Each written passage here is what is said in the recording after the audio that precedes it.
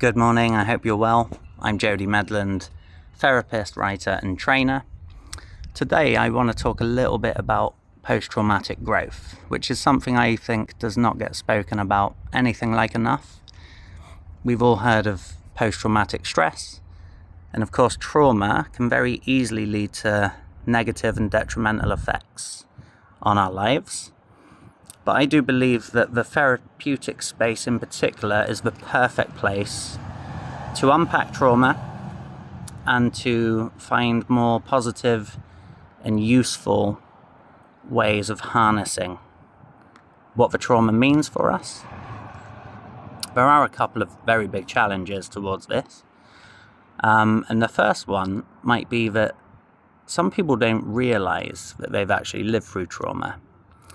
And there are many different reasons. Some of us might see it as a sign of weakness, so we resist the fact that that could have possibly happened to us.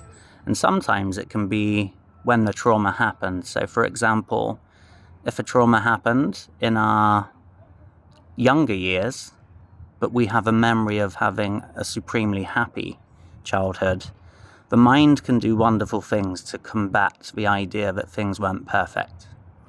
And also, sometimes we just don't feel like we have a right to complain. Maybe we had most of the things that people could dream of, and so that becomes a bit of a blocker too. But ultimately, a trauma can be a one-off event or a series of events, and it's something that triggers something within us to think, feel, and react in certain ways.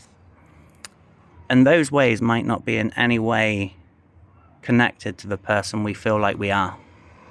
So there's something really complicated that happens with trauma that can lead to being triggered and can basically really numb our senses and start holding us back if the trauma takes hold on a regular basis. And what I like to ask clients is, where do they think they live mentally? Do they live in the past, the present, or the future? And I like breaking that down into percentages. So where do you think you live and for how long in each of those areas? Because it can actually be really telling when you get the answer to that.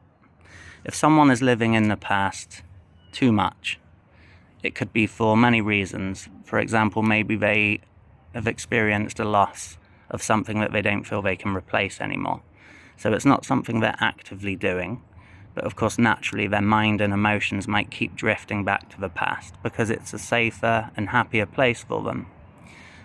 But I think most of us can agree that we want to live in the here and now.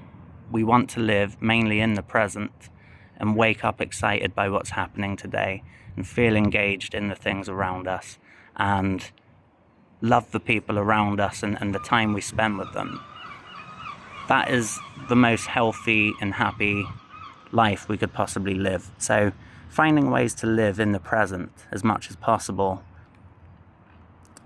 is such a thing worth fighting for. Because if we aren't able to do that, then of course it can be detrimental to our future anyway. So it's a really useful discussion to have. And I can attest that working through trauma in a therapy setting, it was really groundbreaking for me. It really helped me understand my thoughts, feelings, and emotions towards certain things that I just didn't have a clue of before. And so I would just recommend, if anyone is watching this video and they can kind of relate to what I'm saying, and probably the biggest thing of all, if you feel ready to revalue and reanalyze things that you live through, even if you only suspect it might have had a traumatic effect on you, it definitely is worth doing. And it can lead you to a wondrous place afterwards. There can be some initial growing pains. It will increase your self-awareness.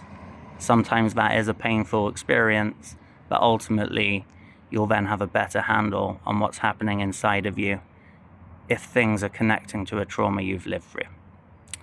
I hope you found the video useful, and if you want to, feel free to reach out.